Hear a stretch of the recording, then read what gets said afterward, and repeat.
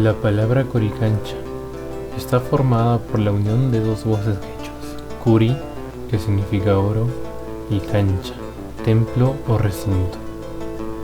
El recinto de oro, como era conocido, fue un lugar sagrado donde se rendía adoración al dios Inca, el Inti Sol, por lo que solo se podía entrar en ayunas, descalzos y con una carga en la espalda en señal de humildad.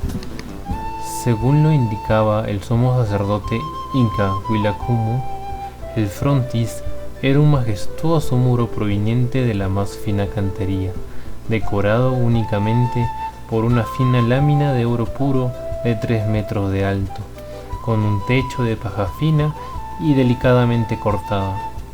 En uno de los bloques de la segunda hilada se observan 3 agujeros que pudieron ser utilizados para evacuar las aguas de las lluvias del patio interior o como salida de la chicha que se ofrecía como ofrenda. Según los experimentos de Augusto León, si se golpeaba dentro de los agujeros, se pueden escuchar las notas musicales re, la y sol.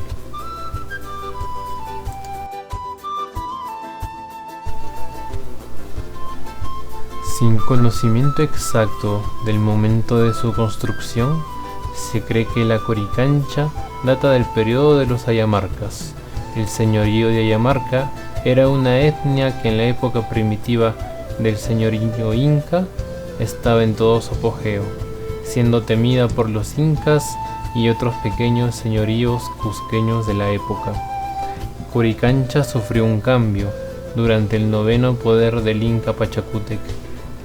En el año de 1438, tanto la ciudad como el templo recibieron el nombre por el que se conoce actualmente, Coricancha. En la época, la Coricancha era el centro político, religioso y geográfico de Cusco. Importantes cronistas como Garcilaso de la Vega, Cieza de León, describen la Coricancha como el templo laminado de oro. Como hecho curioso, se sabe que tanto los pisos del templo como el jardín tenía plantas y animales a escala real en oro macizo. En las cercanías al templo, a algunos kilómetros de Huancavelica, se encuentra una antigua mina denominada Mina de la Muerte, debido a que muchos mineros han perdido la vida en su interior. Cuenta la leyenda que al llegar los españoles descubrieron un gran yacimiento de azoque, mineral muy valioso por sus propiedades de extracción. Se cree que en una de las galerías del Templo del Sol llegaba hasta la mina, de la cual extraían el oro y la plata para sus esculturas. Una antigua leyenda transmite que dentro de la mina se encuentra un cuidador muy celoso de las vetas de oro. Si no le dan ofrendas, ocasiona derrumbes. Según Brians Bauer, la ciudad del Cusco era sagrado para los incas.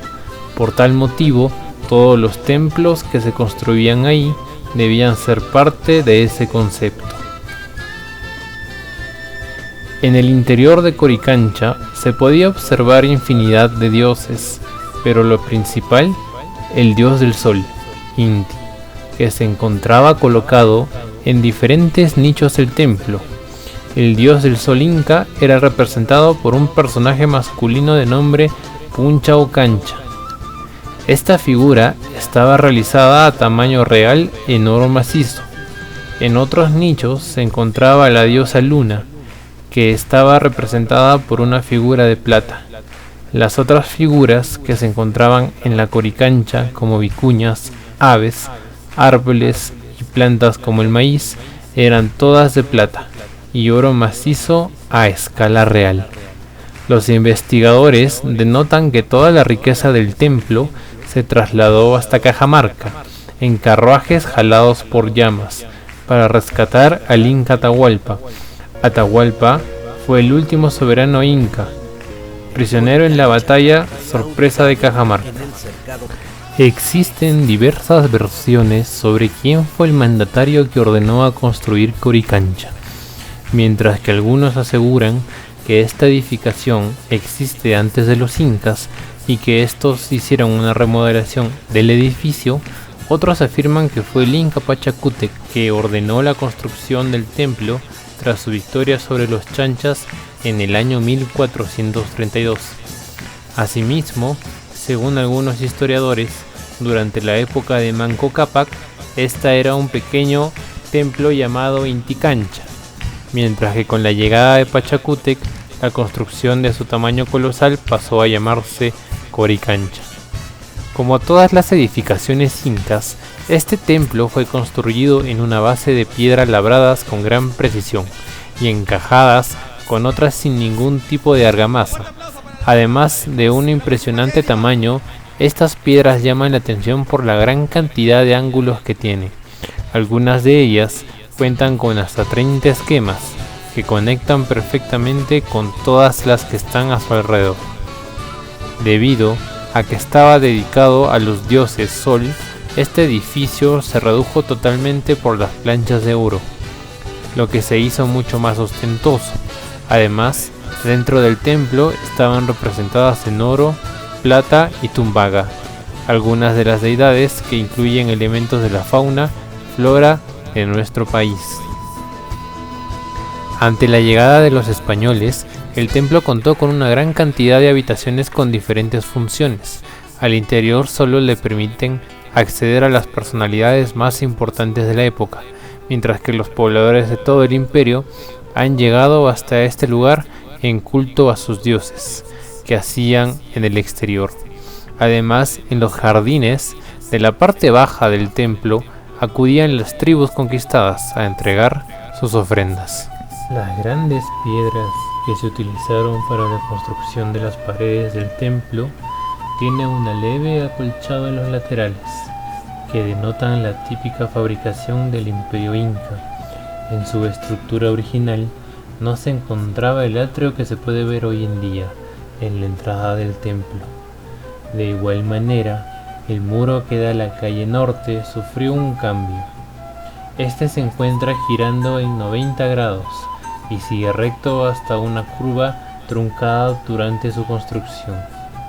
Las piedras utilizadas en sus muros son la calcita y la andesita, piedras de lisa textura que fueron colocadas con precisión de bisturí, sin uso de argamasa, palabra que proviene del latín masa. Es un tipo de mortero utilizado como material para construcción en albañilería, que consta de una mezcla de cal, arena y agua. En la parte exterior de los muros, colocando el acolchado hacia la cara interna del templo dedicado a la luna y las Pléyades.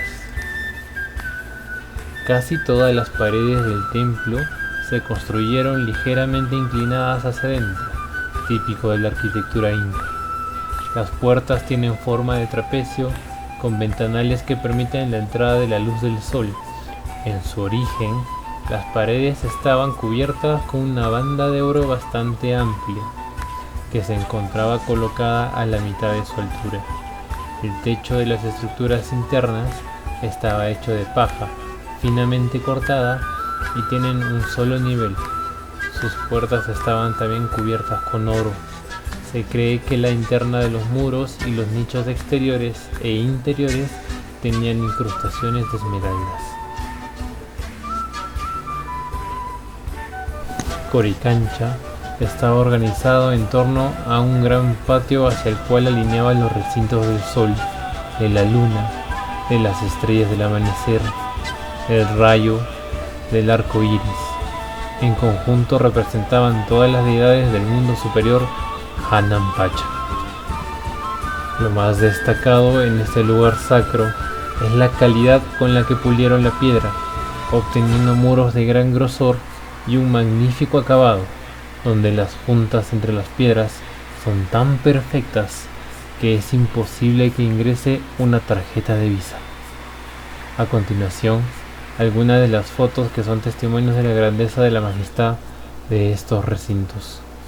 Hoy en día se conoce que en este lugar, con el último nombre que recibió, el convento de Santo Domingo, es un gran edificio de arquitectura colonial, pero aún con las reminiscencias en las que se puede imaginar al turista su magnitud Durante la época del Tahuantinsuyo se trata uno de los intereses más importantes de la ciudad de Cusco y de cada día para visitar. Atrae a cientos de turistas que se encuentran totalmente sorprendidos ante la historia de este lugar. En el interior, colgados sobre los muros coloniales e incas, encontramos obras de arte virreinal y contemporáneo, y en sus pasadizos se pueden ver algunos de los objetos litúrgicos y las vestimentas de la época.